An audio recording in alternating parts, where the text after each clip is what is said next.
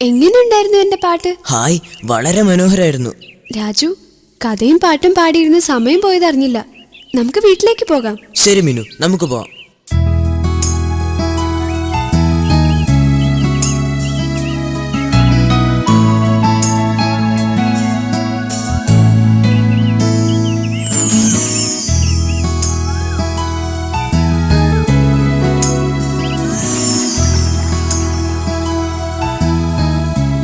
നിനക്ക് പഴവർഗ്ഗങ്ങളിലും പച്ചക്കറികളിലും ഏറ്റവും ഇഷ്ടപ്പെട്ടത് എന്തൊക്കെയാണ്? ഏയ്, എനിക്ക് അങ്ങനെയൊന്നുമില്ല.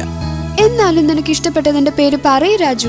ശരി, അത് ഞാൻ നിനക്ക് ഒരു പാട്ടിലൂടെ പാടിക്കേൾപ്പിക്കാം. ശരി.